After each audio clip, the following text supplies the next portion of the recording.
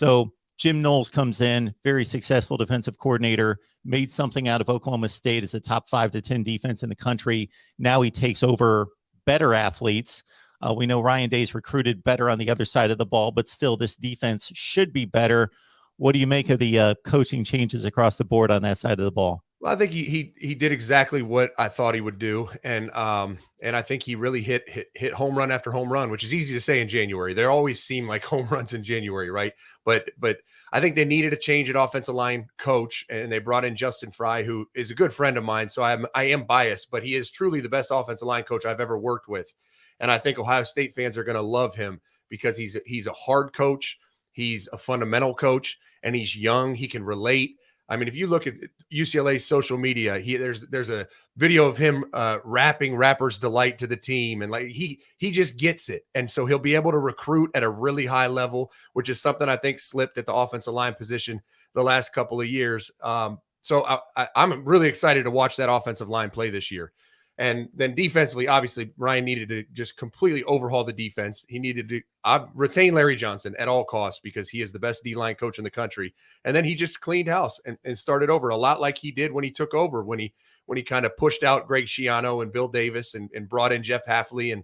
And it happens to head coaches. It's happened to Urban twice, where he just didn't make the right hires. And one side of the ball just kind of got disjointed. And you can blame Kerry Combs. You can blame all the people you want to blame. It just didn't work. The chemistry wasn't there. They're all great coaches. It just, as a cohesive staff, they didn't get the job done. So I think Jim Knowles is a guy that obviously $2 million coordinator. He's going to have to produce. And I think he got the right guy for the job. You got to love his hires. The coach from Cincinnati coming in had a Thorpe Award winner. Sauce Gardner was probably as good or better than Kobe Bryant. And then I don't know much about Tim Walton. I know he's well respected and he's going to be a really good football addition. I sometimes I get nervous about bringing in a longtime NFL coach to come in because of recruiting, because of the youth of the players, having to relate, build trust. It's not a business like it was in the NFL. I know he's a great football coach. I know he has a great defensive mind, but I think there's going to be a transition phase and a growth period where he has to learn about college football. Got Zach Smith on the line, Menace to Sports. You see the Twitter handle right there. Follow it right there to the podcast and right here on YouTube as they get the operation cranked up right here on this platform as well.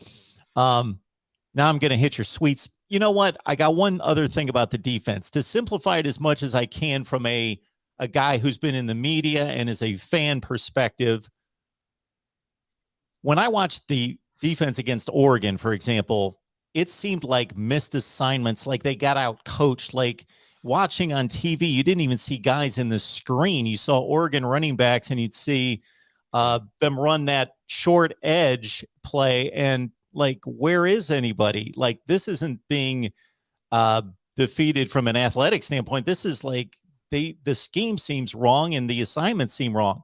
Then you fast forward to Michigan, and it seemed like guys are in position. They're not getting fooled. They're just getting bullied down the field and just getting pushed around. Yeah. Well, that's definitely what happened. And, you know, I don't think it was a calculated mistake. Some of the scheme things they did defensively going into the Oregon game. I think the real mistake was there was no adjustments. I mean, you can come in with a plan and they may catch you. They may hit you once, right? And hit a 60-yard touchdown, but you have to make an adjustment off of that so it doesn't keep happening. And Ohio State, Kerry Combs made a decision. They wanted to press that boundary receiver to not let Oregon run the RPO little skinny post and just give up free yards. And so they pressed him. And then when he cracked the linebacker, he took two defenders. And like you said, there's no one in the screen. That's fine. They made that decision. It's not a dumb decision. I disagree with it, but it's one way to take away the skinny post. But you got to adjust. You can't let him run it two more times for another 100 yards. And so that didn't happen. And then you get to the Michigan game, and I think the defense was defeated. I don't know how aggressive they were being coached or how aggressive they were playing. I guess I do. We watched it, right? They weren't playing very aggressive. They weren't triggering. They were getting blocked. It just wasn't – there was no swagger on defense. To play great defense, you need like swagger. You need an attitude, and there wasn't any.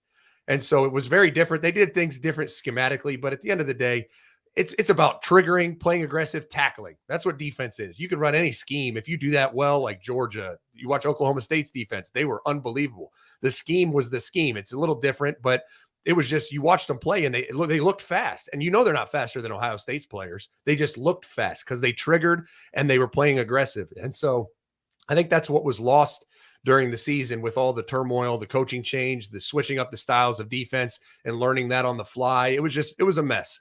And it was probably, in hindsight, something that should have been fixed after the Alabama blowout.